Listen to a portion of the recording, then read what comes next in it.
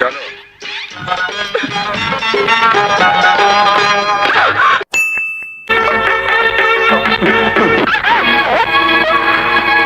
Same to. কি খবর cinema পাগল বাঙালি? আজকে আমার মন ভালো নেই।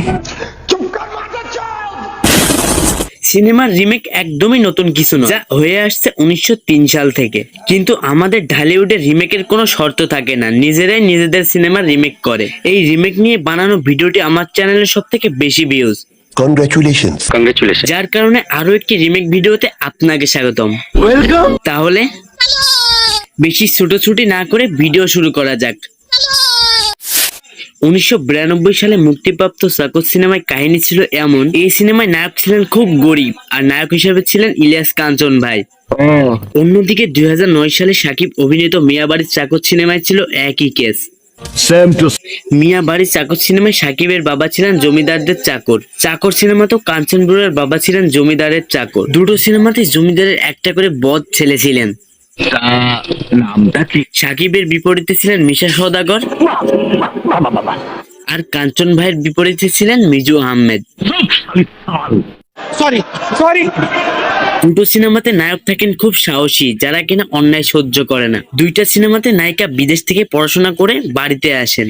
নায়িকা সবসময় নায়ককে চাকরের মতো খাটায়, জুতা পালিশ করায়, জামা কাপড় কাচায়। ওরা কি মানুষ? দুটো সিনেমাতে নায়িকা একদিন ধানের ক্ষেত দিয়ে যেতে গিয়ে ধপাস করে পা পিছলে পড়ে যায়।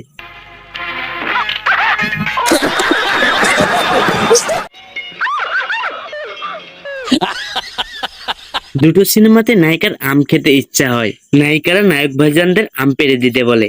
আমাদেরকে গাছ থেকে কাঁচা আম পেড়ে দে। চাকর সিনেমায় দিতি আপাকে ঘাড় থেকে ফেলে দেয়।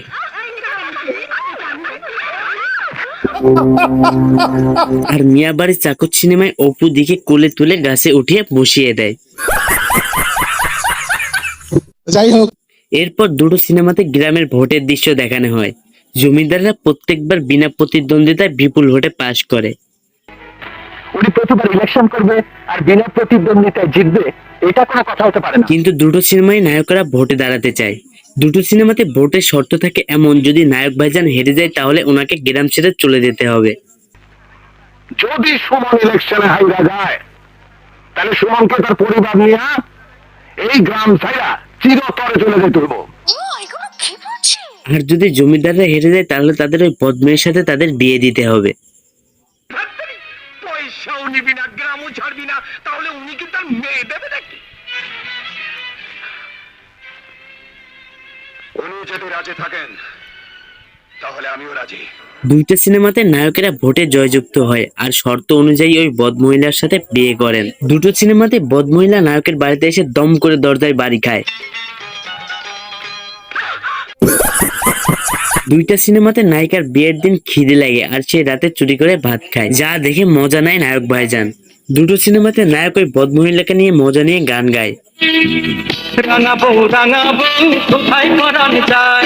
দুটো সিনেমাতে একটা করে বদ লোক ছিল, যারা কিনা নায়কদের পক্ষে ভোট চায় আর জমিদারের পক্ষে থেকে জমিদারের উপর বিশ্বাসঘাতকতা করে। আমি সেই মানুষ, আমি সেই লোক যে ইলেকশনের আগে পুরো গ্রাম ঘুরে ঘুরে সবাইকে বুঝিয়েছি যে বড় মেয়েকে নয়, ভোট দিতে হবে তোমাকে। কথা কি ক্লিয়ার না ভেজাল আছে? দুটো সিনেমাতে নায়িকা আত্মহত্যা করা থেকে নায়কই বাঁচায়। দুইটা সিনেমাতে নায়িকা জ্বর হয় আর নায়িকা সত্যি সত্যি নায়ককে ভালোবেসে ফেলে আর আনন্দে একটু নাচন কোদন করেন। এরপর দুইটা সিনেমা দুই রকম কাহিনী নিয়ে এগিয়ে গিয়েছে। অপুদি মাঠে ভাত বয়ে নিয়ে গিয়েছে, মাঠে ধান লাগিয়েছে। সাকিব ভাই সিনেমায় একটা চমৎপ্রদ দৃশ্য আছে যা মেন সিনেমাতে নেই। নায়িকা আপার কিছু ফ্রেন্ড শহর থেকে এসে সাকিব ব্রোকে অপমান করে, তখন সাকিব ব্রো ইংলিশ ধারে, যা শুনে শহরের মেয়েগুলো পুরাই অবাক। Don't you call this name without respect? Consider yourself lucky that you were born in this free land.